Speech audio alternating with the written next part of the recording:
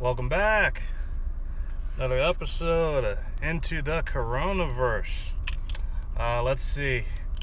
Had the fun today of planning a DMV trip to Fredericksburg, Virginia, about an hour away from where I live, only to find out that it was a wasted trip. I was looking to transition my vehicles into trusts, and to do so, I had a bunch of paperwork that I needed to complete and fill out. And the difference is you can't just go straight to the DMV. You had to make an appointment online, which was almost impossible. I was able to get one appointment, but unfortunately, it wasn't anywhere near my house. I had to drive an hour in order to make my appointment. And I was able to do that probably about a month ago. And let's say about 3 weeks to 4 weeks ago. Only to find out when I got there today that I missed something. I didn't do something right. I got all the paperwork I could possibly think of together, only to realize that I needed more. So, you know what? That stuff happens.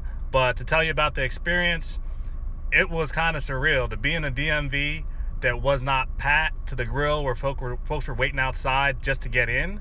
For the fact there were too many people, it was the reverse. It was you had to wait to get in, and you had to have an appointment. And in having that appointment, things were a little bit more fluid, which I do appreciate.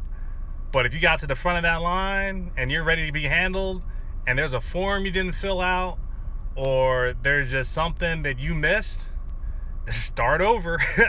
Find another appointment. So for me, that next appointment's going to end up being next month. So I got to wait an additional 30 days. Fortunately, I'm not in a rough spot or bad position. I can wait. Again, it's a little bit of an unexpected delay, but you learn something. And you know what?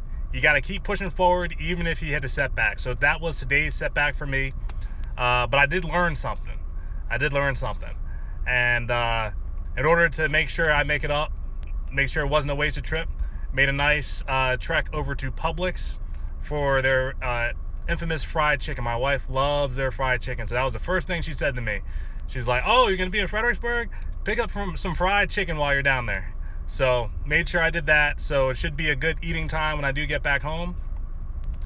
And you know what? Just gotta wait another month before I get back to the DMV. But if there's anything you need to do at the DMV, just lessons learned. Make your appointment early and just expect to have everything you possibly need together.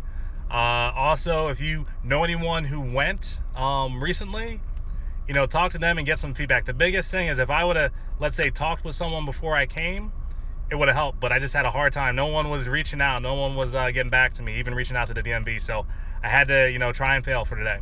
But again, the experience, just weird. Being DMV, I think I could count the total number of people in like both of my hands.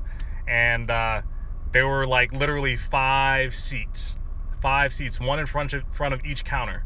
So pretty much like once you got in the door, you were pretty good. And the ability to get served, definitely appreciate the professionalism folks are continuing to show. So even though I got frustrated, I did not take it out on the folks that were helping me, because I know they have a tough job. I appreciate everything that they do. So if anything, I just said, hey, let me know what I need, so when I come back next time, I have everything. And so I think I had to end up speaking to two supervisors, not just one, but another one, because they don't do trust very often, right? So they gave me everything that I need. They told me what I actually need to bring in. So if you're interested in doing what I did, I put my vehicle in the trust. Why? Because estate planning is what I do. Something that is very important to me. Just hit me up. Let me know. It's like, hey, how do I get my trust started? How do I get things going in that department?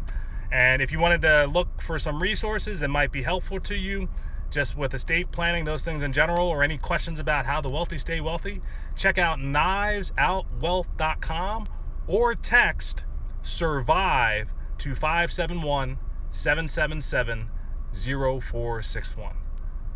Appreciate you tuning in, and I'll catch you on the next one.